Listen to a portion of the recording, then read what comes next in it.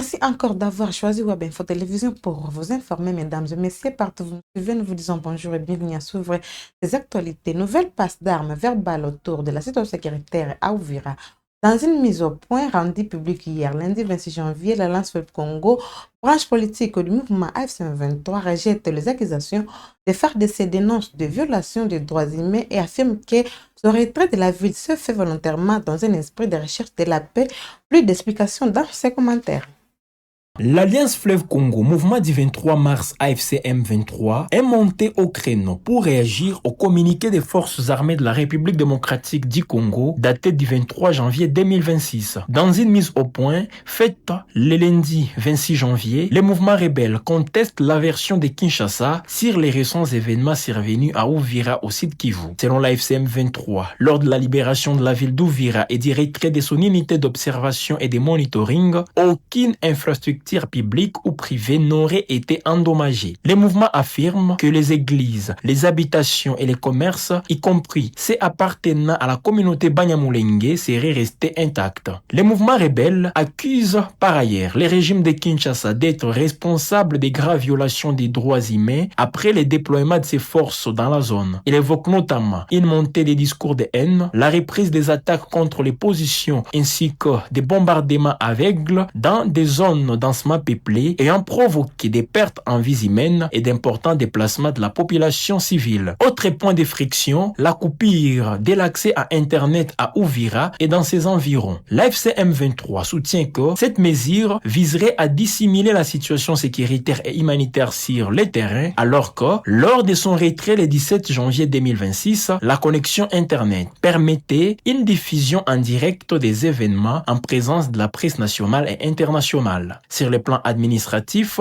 l'Alliance Fleuve Congo affirme ne quitter aucune entité qu'elle considère comme territoire libéré. Elle soutient que les zones sous son contrôle connaissent une stabilité relative avec les fonctionnements normaux des écoles, l'accès continu à l'eau potable et à l'électricité, ainsi qu'une amélioration des conditions de vie grâce à la reprise des activités économiques et agricoles. Enfin, l'AFC M23 qualifie les communiqués des FARDC des manœuvres de désinformation et des manipulations de l'opinion publique destinées, selon elle, à masquer les échecs militaires et humanitaires. Le mouvement réaffirme son engagement à protéger les populations civiles et appelle la communauté nationale et internationale à s'impliquer face à ce qu'il qualifie de violations répétées du cessez-le-feu et des conventions internationales.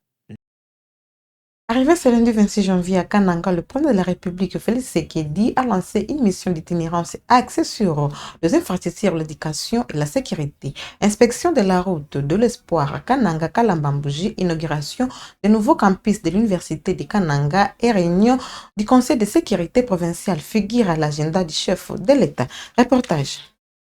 Le président de la République, Félix-Antoine Tshisekedi, est arrivé ce lundi à Kananga, chef-lieu de la province du Kasaï central, dans le cadre d'une mission d'itinérance présidentielle à forte portée économique, sociale et sécuritaire. De son arrivée, le chef de l'État a inspecté les travaux de construction de la route Kananga-Kalambambouji, longue de 230 km, un axe stratégique relié le centre du pays à l'Angola à travers le territoire des Luisa. Surnommée la route de l'espoir, cette infrastructure s'inscrit comme une extension naturelle du corridor de Lobito, essentiel pour le transport régional. Elle vise à connecter les cœurs de la République démocratique du Congo à ces grands axes ferroviaires internationaux, créant aussi un réseau multimodal rail-route. Un projet structurant qui ambitionne de renforcer l'assiette fiscale nationale, de dynamiser les économies locales et de désenclaver durablement les zones rurales longtemps marginalisées. Au-delà de son impact économique, cette route transforme le Kasaï central en un futur carrefour commercial majeur, facilitant les échanges transfrontaliers avec la province angolaise du Luanda Nord et repositionnant la région sur la carte de grands échanges régionaux. Le séjour présidentiel à Kananga est également marqué par un volet éducatif. Ce mardi 27 janvier, le chef de l'État procédera à l'inauguration du nouveau campus moderne de l'Université de Kananga, UNICAN. D'une capacité d'accueil de 3500 étudiants, ce complexe universitaire scolaires comprend des bâtiments administratifs et facultaires, des laboratoires ainsi que des auditoires modernes conformément aux standards du système LMD, insufflant un nouveau souffle à l'enseignement supérieur dans la région. Enfin, le président de la République présidera une réunion du Conseil de sécurité provinciale. Objectif, évaluer la situation générale du Kasaï central, une province confrontée à une insécurité protéiniforme mêlant tensions sociales, défis sécuritaires et risques environnementaux majeurs. L'engagement de l'Union européenne aux côtés de la République démocratique du Congo a été au cœur des échanges entre la première ministre Edouane Borgstam, représentant spécial de la délégation de l'Union européenne. Après la rencontre, les diplomates européens affirment que l'engagement continu de l'Union européenne pour la RDC, notamment dans le domaine de l'assistance humanitaire. Suivez ces propos. Donc, avec ma délégation, on a échangé avec Madame la Première ministre et sa délégation, surtout sur l'engagement continu de l'Union européenne pour la République démocratique du Congo, notamment sur ce que nous faisons en termes d'assistance humanitaire. Vous savez, maintenant, l'Union européenne, c'est le plus grand partenaire humanitaire dans la région de Grand Lac. Et donc, c'était extrêmement pour moi de mieux comprendre aussi les priorisations de Madame la Première ministre. Et cet engagement s'inscrit aussi dans les préparations pour une réunion le 29 janvier à Bruxelles avec le ministre des Affaires étrangères de l'Union européenne. Le dossier Grand Lac est inscrit sur l'ordre du jour. Donc c'est évidemment très important pour moi de me rendre sur le terrain, d'engager les notables. J'ai aussi partagé avec Son Excellence Madame la Première ministre un déplacement récent à Burundi où j'ai pu rendre visite à un camp de réfugiés des Congolais à Busuma avec une population maintenant de 68 000 réfugiés. Mais l'Union européenne a réussi de financer ce camp et j'étais là aussi lors d'un acheminement de 73 tonnes de matériaux humanitaires. Mais bien évidemment, on a aussi touché sur la coopération plutôt globale, disons, entre l'Union européenne et la République démocratique du Congo. Donc pour moi, c'était une manière de vraiment manifester l'Union européenne comme un partenaire solidaire, fiable et prévisible. Et ça reste malheureusement énormément de choses à faire. Et comme je viens de constater, l'Union européenne est maintenant le plus grand partenaire, le plus grand bailleur pour ce qui est de l'assistance humanitaire dans la région entière des Grands Lacs, mais surtout en République démocratique du Congo. Et cela se traduit sur le terrain par financement des partenaires importants comme HCR, comme PAM et des autres organisations qui travaillent. Kinshasa, les autorités provinciales sur la vis dans le secteur du transport en commun. Le gouverneur Daniel Bumba a rassuré hier que la brigade déployée pour le contrôle des documents de véhicules ne se limitera pas à cette mission. Il sera également chargé de combattre les pratiques décriées du demi-terrain et la hausse anarchique du prix de la course. Suivez-les. Yaba demi-terrain na komatisaka prix ne mutu alingi.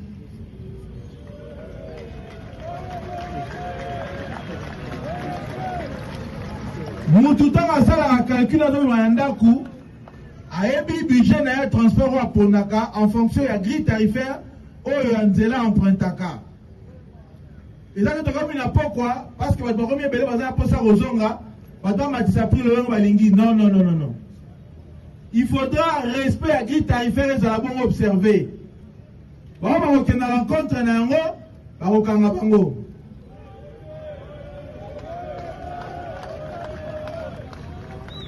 Et les autres bimans qui le remontent pour les hommes menacés de ton propre gré au matière de transport. Non, non, non, non, non, non.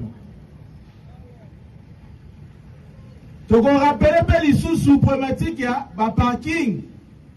Parce que des ordres peuvent ma casse dans le parking. Dans la carte opération, tu as associé qui? Aussi associé à chauffeur, mais également à chargeur. Bango baza na rôle ya gouverne pe na ordre na ba parking et ça rôle te confier bango. Ça veut dire que il faut toujours en principe le premier arrivé le premier servi. Et ça normal t'es toujours à parking moko mi tu getana mi en désordre de kangi 3 bandes. Parce que bazali go là non. Ceux qui t'ont saliné en disant mibeko biso soto okende noki. Des ordres donc ça habite sur ciment. Dans quatre opérations européennes, tu as vu que le marché pirate, ils allaient comme ça l'appelle désordre. L'exploitation de Banzela. Alors, nous avons rappelé Boé. Faire de lance la mission, ils allaient bon la police, ou ils allaient côté la régulation, nyonso. Brigade spéciale à protection environnement, ils allaient coller en appui à la police. Pour observer justement régulation n'est au Salema. Régie, il y a fourrière un contrôle technique.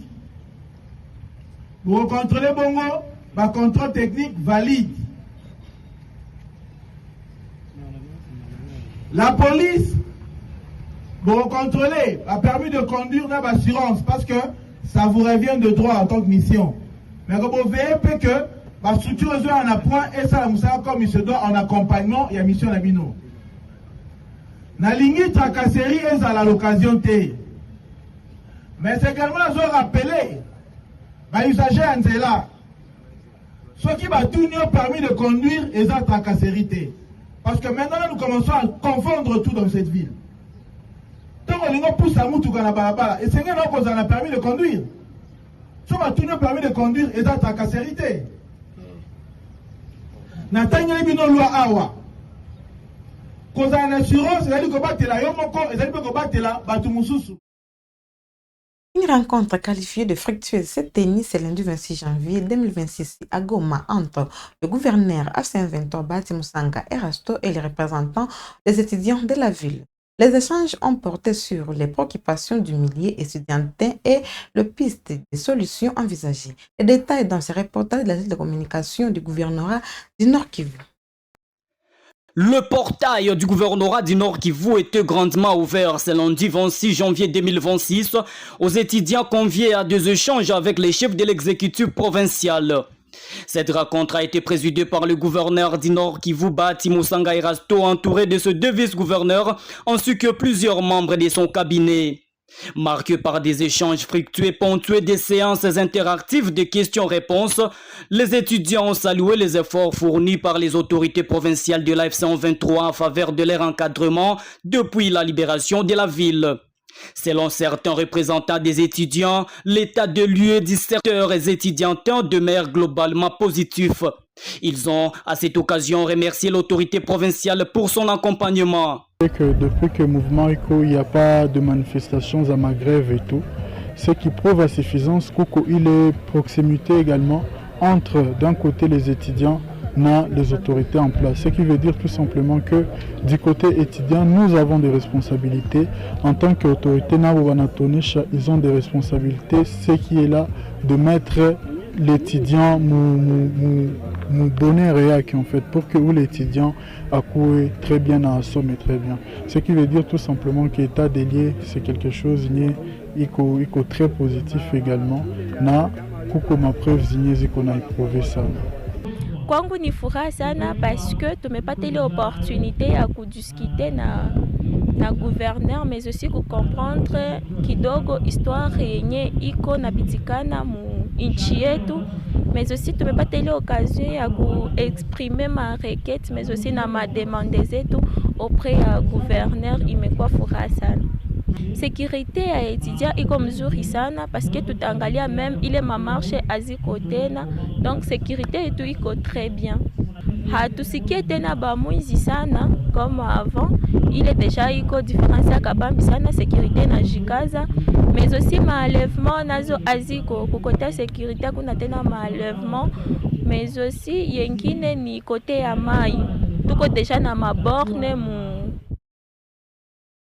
À Uvira, le gouverneur du Sud Kivu, Jean-Jacques Kapor, aussi annonce la reprise imminente des activités au port de Kalundu ainsi que la réouverture de la frontière congolo-burundaise de Kanfivira d'ici moins de 3 jours.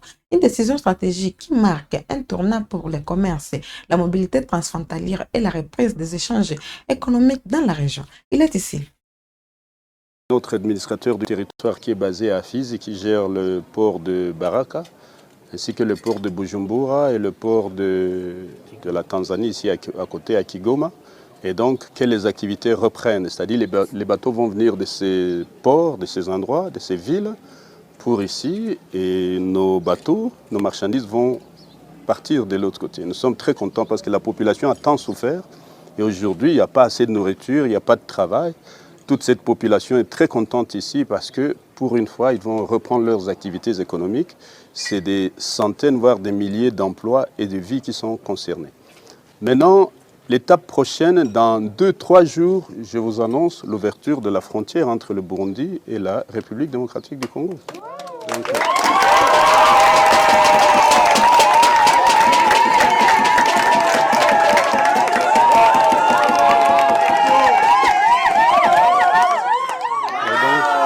justement, depuis que le M23 est rentré, il y a les écoles qui ont été empêchées de fonctionner.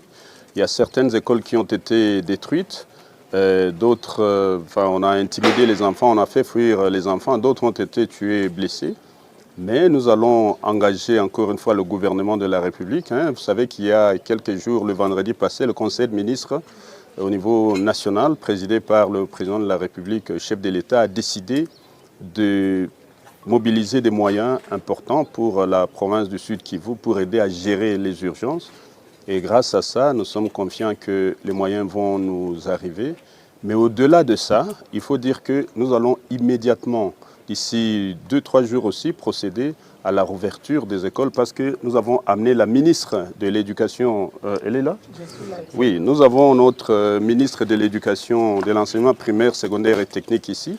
Après ici, et son équipe technique, et les enseignants, les provèdes et les autres, ils vont passer dans toutes les écoles pour aller voir l'état des lieux, pour faire un état des lieux. Et les quelques écoles qui sont détruites, nous allons rapidement mettre en place un mécanisme pour leur réhabilitation. Mais en attendant la réhabilitation, Madame la Ministre, il faut voir si tout va bien. Comme les militaires nous ont déjà dit que tout va bien, il n'y a pas de mines antipersonnelles, les mines antipersonnelles ont déjà été enlevées. Nous pensons que bientôt, dans quelques jours, nous serons capables de reprendre, de redémarrer l'année scolaire et que nos enfants reprennent le chemin de l'école.